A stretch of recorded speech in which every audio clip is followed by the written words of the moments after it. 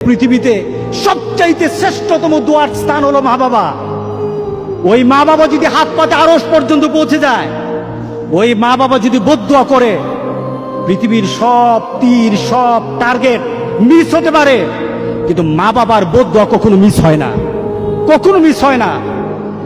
আর সন্তান মা বাবার জন্য যখন দোয়া করে, পৃথিবীর কোনো হুজুর, পৃথিবীর কোনো বুজুর্গ ব্যক্তির দোয়া কবুলের ব্যাপারে সন্দেহ থাকতে পারে, কিন্তু সন্তান যখন মা বাবার জন্য দোয়া করে, এই দোয়া আল্লাহ ফেলে দেয় না। সুবহানাল্লাহ। কারণ মা বাবার এই দোয়াটা শিখিয়ে দিয়েছেন আল্লাহ সুবহানাহু ওয়া তাআলা, রব্বির হামহুমা কামা রব্বায়ানি সগীরা।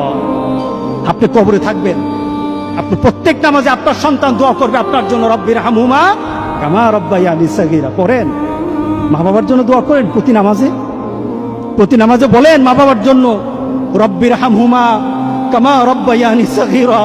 আপনি দোয়া করেন, দেখবেন আপনার দোয়ার কারণে আপনার সন্তান আপনার জন্য দোয়া করছে। আপনাকে আল্লাহ যেন এমন সুযোগ করে দেয়, এমন কুলাঙ্গার সন্তান যেন আমাদের সন্তানগুলো আল্লাহ না বানায়। সবাই বলেন আল্লাহুম্মা আমিন। আপনার দালান, আপনার বাড়ি, আপনার সম্পদ, আপনার ব্যবসা, আপনার পৃথিবীর প্রতিপত্তি যত কিছু আছে, সব আপনি দুনিয়াতে ফেলেই চলে যেতে হবে, কিন্তু সন্তান কিন্তু আপনাকে ছেড়ে দিবে না।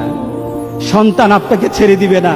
ভালো সন্তান রেখে যাবেন, কবরে শুয়ে শুয়ে আপনার সন্তানের দোয়া পাবেন। খারাপ সন্তান রেখে যাবেন, কবরে বিপদ বিপদ বিপদ চলতেই থাকবে। আল্লাহ আমাদের সবাইকে হেফাজত করুক। আমিন বলি।